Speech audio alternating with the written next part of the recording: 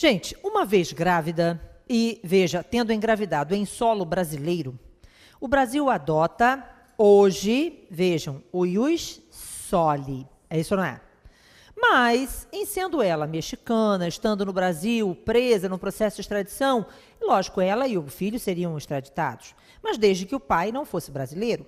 Porque o processo de extradição, ele tem, na gravidez da Glória Trevi, uma prejudicial, uma vez que devem ser preservados os direitos de paternidade do pai daquele nascituro. Ficou claro? Então, a grande preocupação agora era descobrir quem era o pai da criança. Porque se o pai fosse brasileiro, lógico, o processo de extradição não poderia caminhar em razão dos direitos do pai sobre o menor. Ficou claro? Então, a grande preocupação agora era de quem é essa criança, ok? Lógico que havia uma presunção, já que Glória Trevi e o empresário realmente tinham lá uma união e tal, de que essa criança provavelmente seria do empresário. Mas os dois estavam em carceragens distintas, né? Como eu falei e tal, um não visitava o outro, pelo menos não que se soubesse, ficou claro? Lógico que tudo, no fim das contas, pode, né? Acontece, né? Pode não, acontece. Mas, vejam, efetivamente, a única alternativa era buscar, junto aos dois, Glória Trevi e o seu empresário, que eles se submetessem a um exame de DNA. Bom, o Supremo, então, buscou, junto a especialistas, identificar qual seria o melhor mecanismo de identificação ou coleta de material biológico, de material genético do bebê. Porque nós não precisamos do material genético da mãe, nós precisamos do material genético do feto. E aí se definiu que a melhor alternativa seria uma punção do líquido amniótico.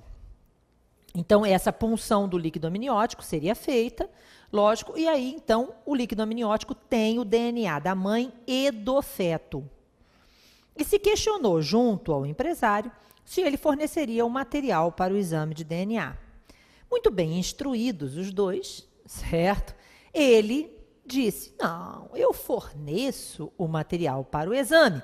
E assim fez, até porque nós sabemos que a legislação brasileira a respeito da paternidade, não no aspecto penal, mas no aspecto civil, né, reconhece que se ele se nega ao exame de DNA, presume-se, né, a paternidade. Então, na verdade, ele chega e diz, não, eu forneço o material, não há problema nenhum, e forneceu o material para o exame de DNA. Ela, novamente, os dois estavam bem instruídos, ela então questionada sobre se forneceria o material para o exame de DNA, e esta seria uma prova invasiva. Ficou claro? Porque, vejam, novamente, seria preciso enfiar uma agulha na barriga dela, isso não é, e fazer uma punção do líquido amniótico. É uma prova invasiva, certo? Que depende de intervenção corporal. Bom, então o que acontecia? Era preciso que ela, obviamente, autorizasse a realização do exame. Bem instruída, Glória Trevi disse, eu tenho o direito de não produção de prova contra mim mesma. A garantia de não autoincriminação, o nemo de netos detegere, garantido pelo Pacto de São José da Costa Rica, do qual Brasil e México são signatários. E aí vejam, no momento em que ela alega possuir direito de não produzir prova contra si mesma, ela acaba se tornando intocável. Ficou claro? Então, ela chega e diz assim, olha, eu não forneço o exame, o material para o exame. Eu e, consequentemente, o feto, né, o bebê, temos o direito de não produção de prova contra nós mesmos.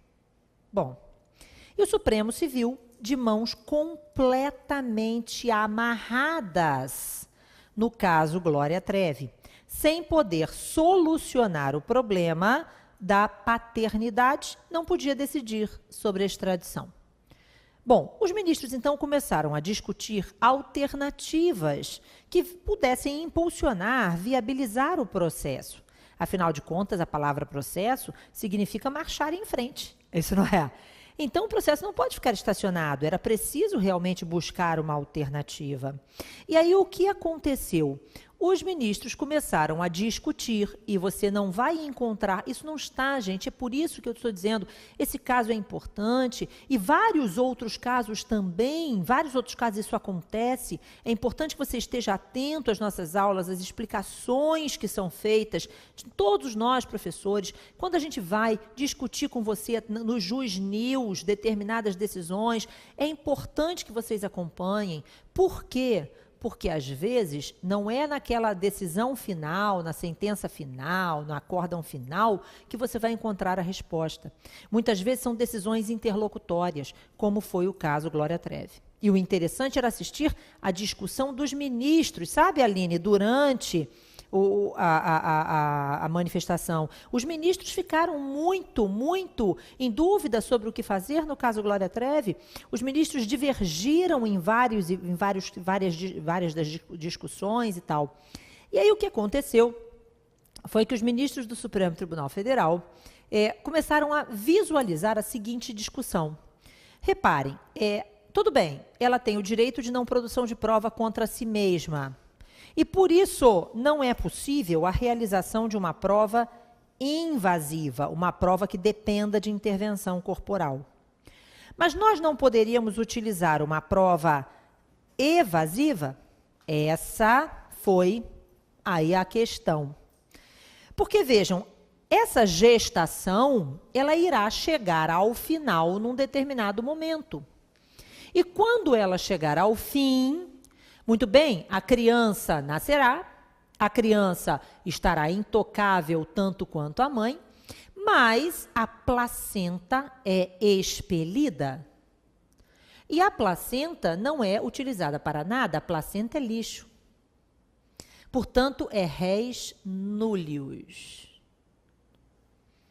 E no momento em que a placenta de nada serve, no momento em que a placenta é descarte, e não há intervenção corporal nem na mãe, nem no feto, a placenta possui o DNA do feto e o DNA da mãe, seria possível, será que seria possível pegarmos a placenta, que é res nullius, e dali extrair o material para o exame de DNA? Começaram a discutir os ministros do Supremo Tribunal Federal.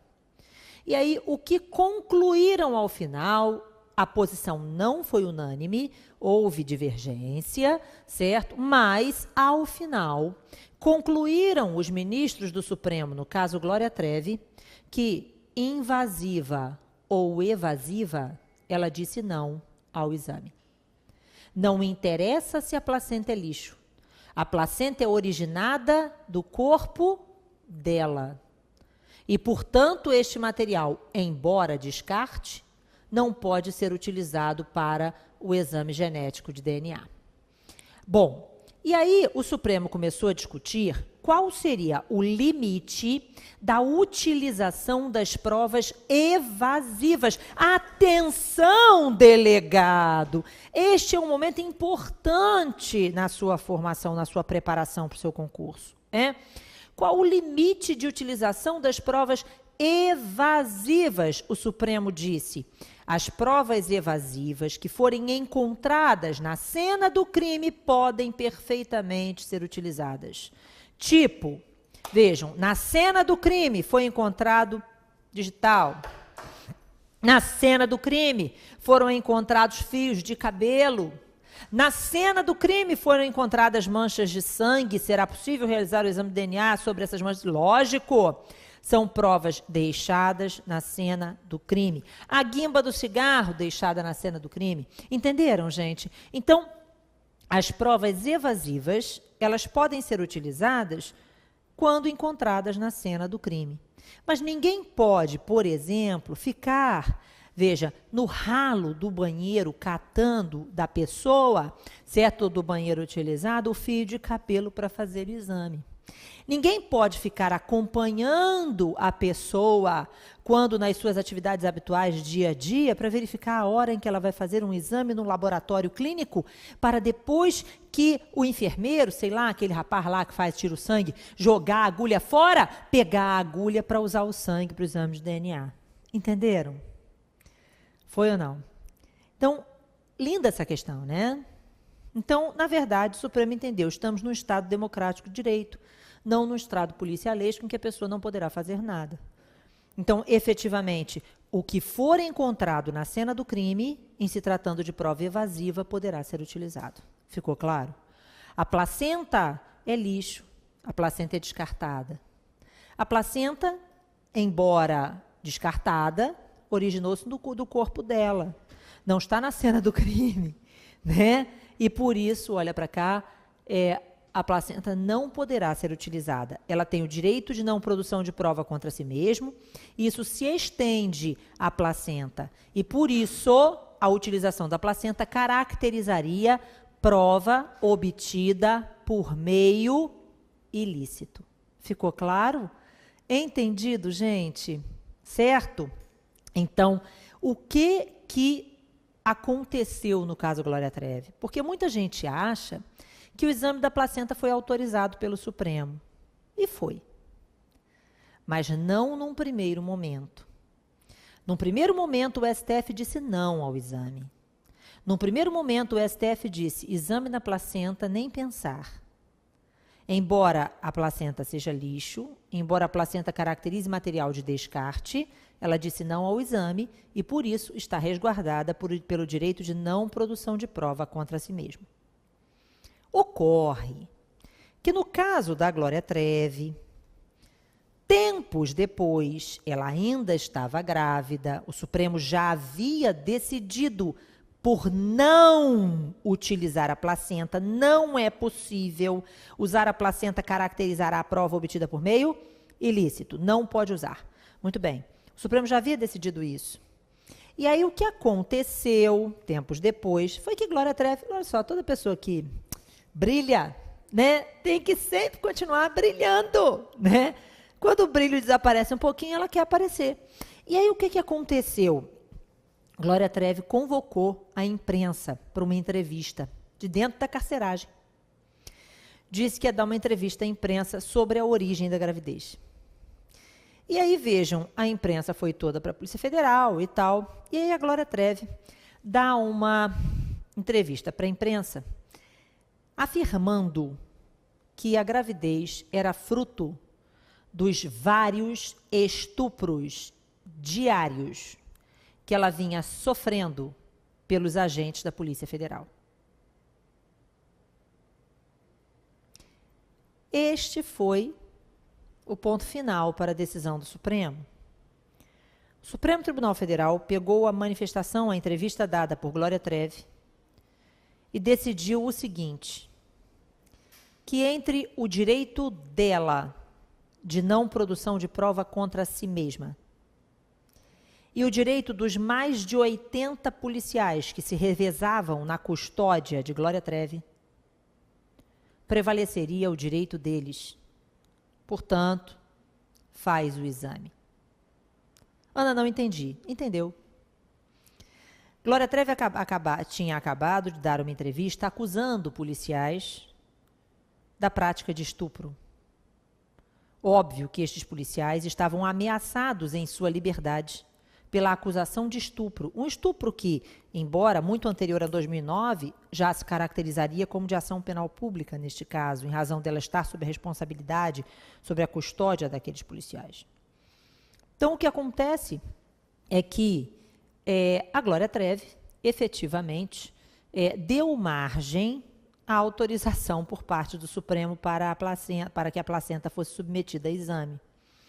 Então, o Supremo Tribunal Federal decidiu, no caso da Glória Trevi, por aquilo que a gente chama, e foi a primeira grande decisão do Supremo neste sentido, de direito individual coletivo. O que é o direito individual coletivo? É que o direito individual de um indivíduo não prevalece sobre o direito individual de uma coletividade de pessoas. Reparem que isso nada mais é que a própria proporcionalidade. Só que é a proporcionalidade analisada, veja, um versus o direito de vários. Entenderam? Não é o direito social prevalecendo sobre o direito individual. É preciso que existam pessoas determinadas, ou determináveis, cujo direito individual esteja ameaçado ou violado. Foi o caso dos policiais, no caso da Glória Trevi. É certo que o Supremo, quando proferiu a decisão, falou da fé pública devida aos policiais, falou da instituição Polícia Federal e da imagem da Polícia Federal que deveria ser preservada, etc, etc, etc. Mas não foi este o argumento para a autorização da decisão. O argumento principal foi entre o direito dela de não produzir prova contra si mesmo e o direito de liberdade dos 80 e poucos policiais ameaçados pela acusação de estupro, prevalece o direito dos 80 e poucos policiais. E aí autorizou o exame de DNA na placenta quando ela fosse expelida, e logo depois, Glória Trevi teve a criança, a placenta foi levada a exame, a criança era do empresário, os dois foram extraditados. E depois que chegaram no México, acabaram sendo, no tal processo, absolvidos, né? Mas, vejam, o que interessa nesse caso é que dali você extrai uma série de questões importantes, dentre elas essa discussão das provas evasivas, né? Então, as provas evasivas, elas que forem encontradas na cena do crime, elas podem perfeitamente ser utilizadas. Mas isso não significa que qualquer prova evasiva, qualquer prova que independa de intervenção corporal, possa ser utilizada nos casos concretos. E isso responde também à questão de nossa prova, né? Então, vamos olhar novamente a nossa questão. A autoridade policial está investigando um crime de homicídio.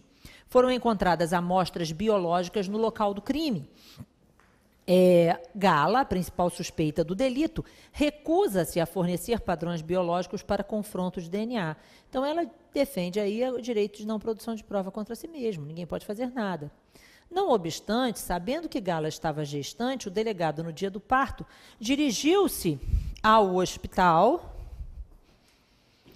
onde ela dera à luz, com a equipe técnica de legistas, e apreendeu a placenta da indiciada, realizando, então, o confronto de DNA com o material apreendido no local do crime, concluindo pela autoria da indiciada. Proceda a análise jurídica do caso. Vejam, é tudo que nós explicamos no caso Glória Trevi, que acabou resultando na decisão do STF de que não seria possível realizar o exame. O que aconteceu, o exame que foi efetivamente realizado, foi realizado por outros motivos. Então, a gente tem que lembrar que, embora a placenta se caracterizasse como material de descarte, embora a placenta ela caracterize res nullius, ela é originada do organismo dela, ela disse não ao exame, certo? E embora a prova não fosse invasiva, fosse uma prova evasiva, e existe aqui uma discussão, o examinador no Rio tem um livro próprio sobre intervenção corporal, com uma posição própria, e aí, mas de qualquer forma, a hipótese para essa questão caracterizaria prova obtida por meio ilícito.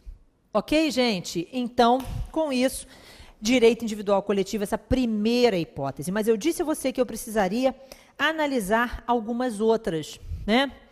E uma dessas outras é a hipótese que acabou dando margem no Supremo Tribunal Federal a decisão, lá atrás, bastante antiga, do ministro Celso de Mello, que viabilizou a abertura da carta dos presos. Vejam, muita crítica existe a esta decisão. Muita crítica.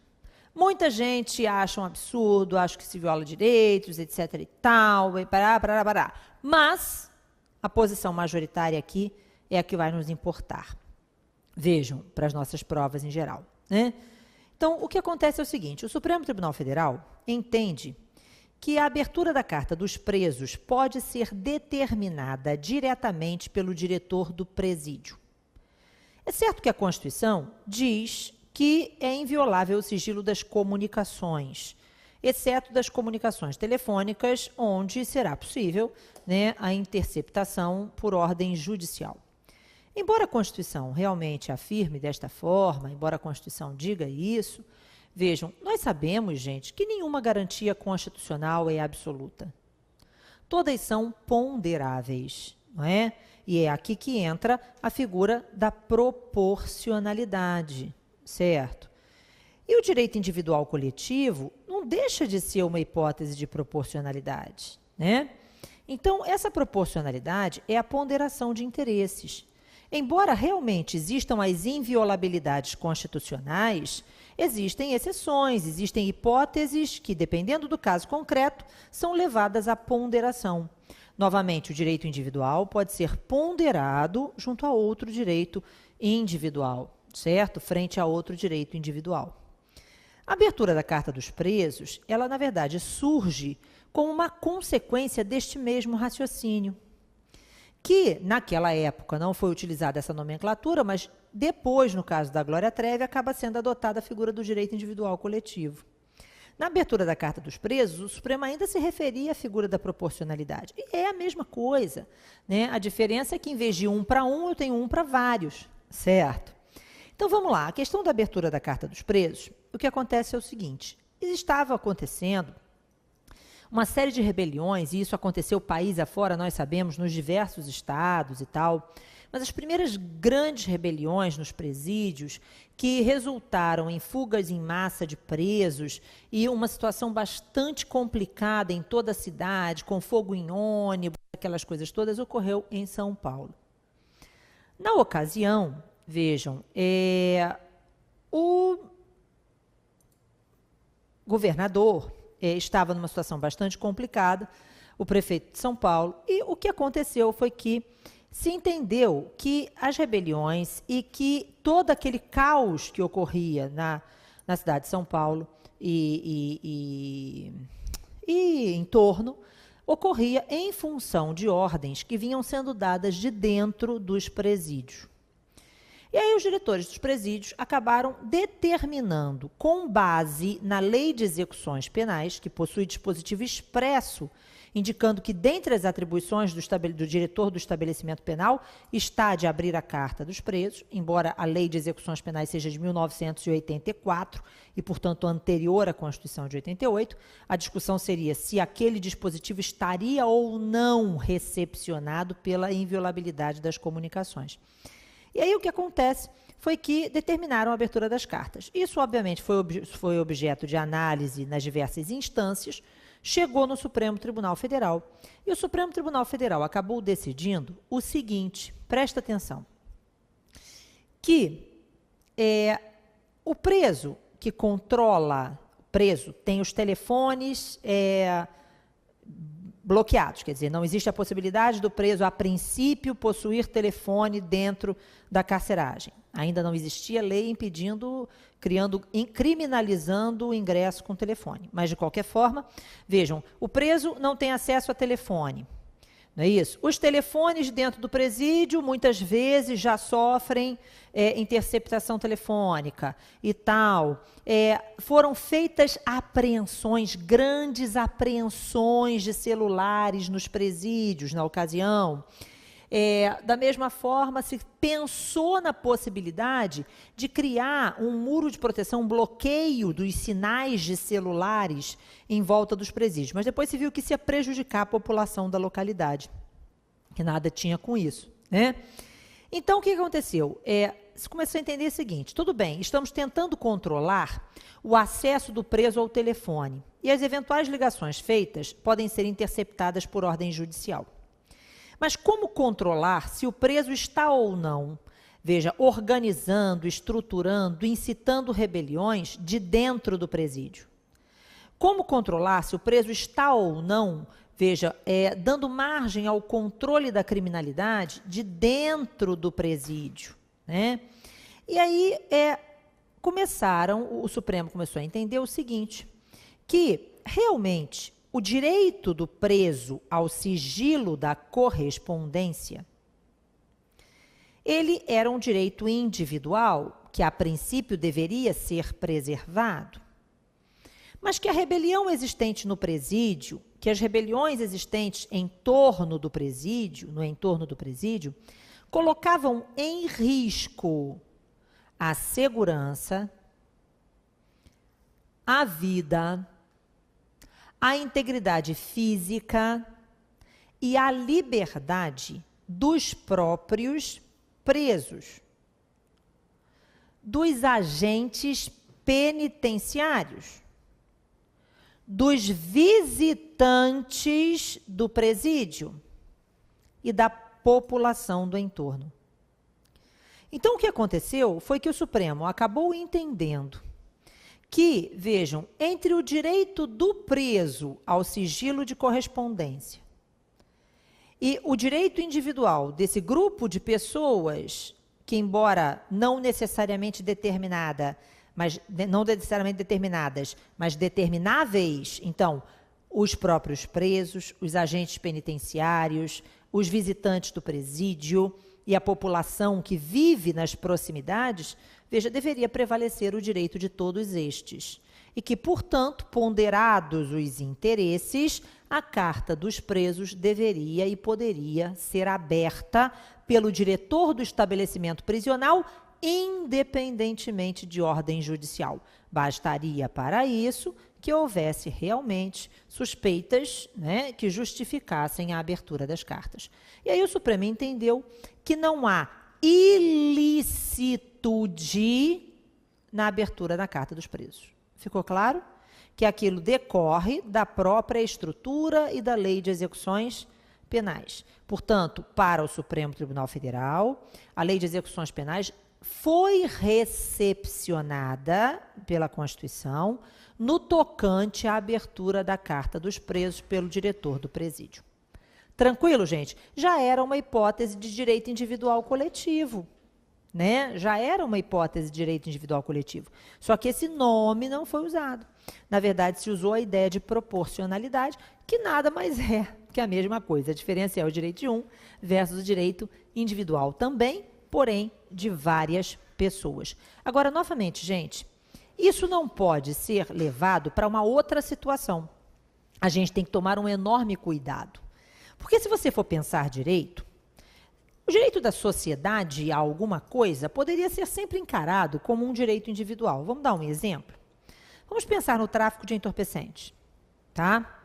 E vamos pensar assim, olha só, o tráfico de entorpecentes coloca em risco a saúde, a integridade física, a integridade psicológica, né?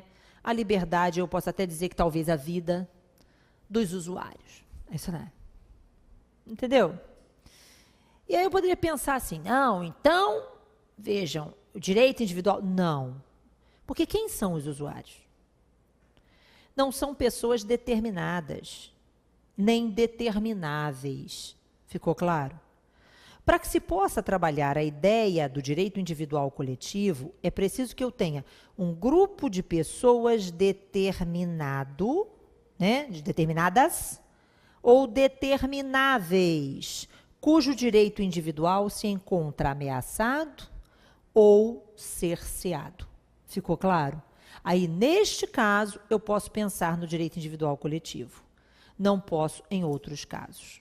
Certo? Entendido? Não é apenas, olha só, vou pegar qualquer direito social, a segurança de todo mundo está em jogo. Realmente, a segurança de todo mundo está em jogo. Mas quem é o todo mundo?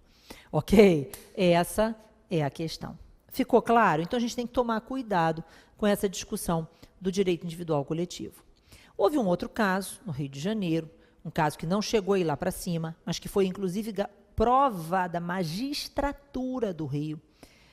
Foi um caso que aconteceu aqui, muito antes daquele caso que há pouco tempo apareceu na mídia, na televisão, do Complexo do Alemão, da tomada das favelas e tal, pelas UPPs, não sei o quê, e parará, a famosa UPP no Rio de Janeiro. Muito antes disso, houve um caso no Rio em que um juiz determinou que a polícia cercasse a favela da Rocinha inteira. Gente, é a maior favela. Cercasse a favela da Rocinha, que a polícia subisse. Detalhe que o interior do estado ficou todo sem efetivo policial. Todos os policiais do estado inteiro vieram para o Rio de Janeiro para fazer isso. Cercaram a Rocinha, por ordem judicial. Subiram e o mandado de busca dizia assim, entrem em todas as casas. Busquem e apreendam o que encontrar. Ficou claro? E prendam fulaninho de tal. Ok? E aí, veja só a situação. Era um mandado de busca completamente indeterminado. Mandados de busca devem ser determinados, ou mais determinados o possível. Certo? E aquele mandado não tinha a determinação necessária que trouxesse a constitucionalidade para aquela operação. Além disso, nesse caso da Rocinha, o argumento utilizado pelo juiz como fundamento era um absurdo. Mas na próxima aula a gente vê.